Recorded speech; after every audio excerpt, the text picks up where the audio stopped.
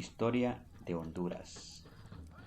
La mitad occidental de Honduras formó parte del área étnico-cultural de Mesoamérica y perteneció a la civilización maya.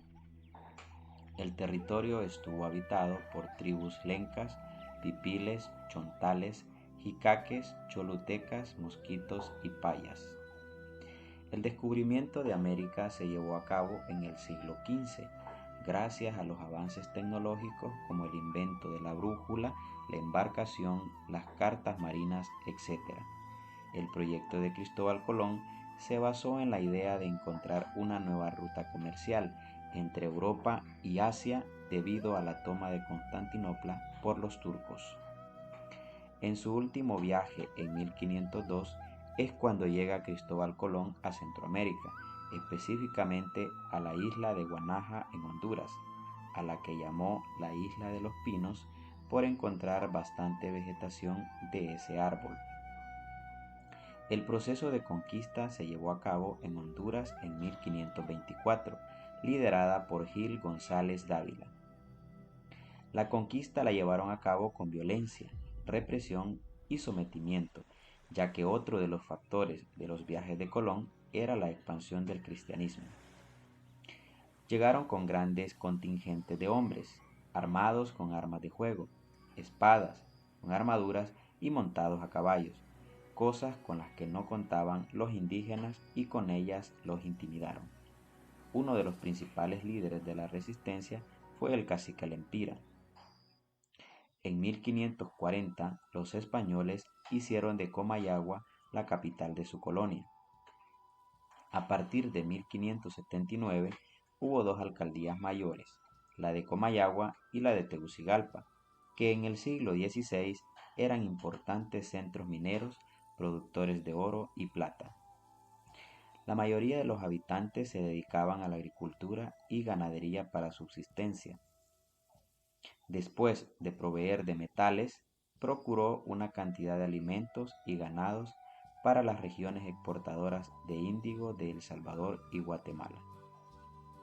El 15 de septiembre de 1821, la Junta de Guatemala proclamó la separación de España y el 28 de ese mismo mes, el gobernador español Tinoco de Contreras juró la independencia de Honduras, que se adhirió a las Provincias Unidas del Centro de América. Las Provincias Unidas de América Central se formaron en gran parte de los territorios que hasta 1820 habían formado el llamado Reino de Guatemala, perteneciente a la corona española, en 1823 bajo el mandato del presbítero José Matías Delgado.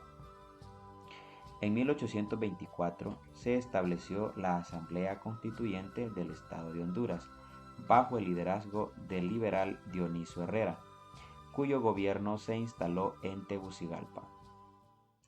A partir de esa época se inició un largo período de rivalidad política entre liberales y conservadores, que habían heredado el viejo antagonismo entre Comayagua, sede del conservadurismo, y Tegucigalpa, baluarte del liberalismo. Máximo líder de esta última tendencia fue Francisco Morazán, nombrado jefe de Honduras en 1827 y presidente de la Confederación en 1830 a 1834 y 1835 a 1839. La hostilidad de las oligarquías conservadoras hacia el gobierno federal de Morazán provocó el fin y la disolución de la Unión, y en 1838 el presidente José María Martínez declaró la independencia de Honduras. Guatemala y otros países vecinos más poderosos ejercieron, sin embargo, una gran influencia en la política de Honduras a lo largo de todo el siglo XIX.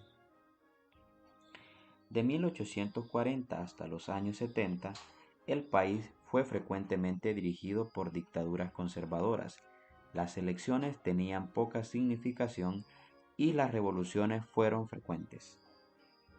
El nuevo Estado mantuvo los intentos por conseguir una confederación centroamericana, Cabe señalar en este sentido los esfuerzos del presidente Trinidad Cabaña en 1852 a 1855, que reunió un Congreso Centroamericano en el año 1852. A fines del siglo XIX y comienzos del siglo XX, el Estado fue dominado por dictadores liberales, como Marcos Aurelio Soto en 1876. La reforma liberal se inicia con el ascenso al poder de Marco Aurelio Soto, que significó un gran cambio en Honduras. En el transcurso del siglo XX, la importancia creciente de las plantaciones de bananero pusieron al país bajo la dominación de las compañías fruteras norteamericanas, tales como United, Standard y Cuyamel.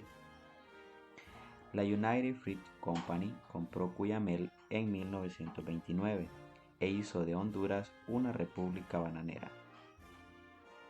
La compañía bananera que controló América Latina, causando muerte y destrucción.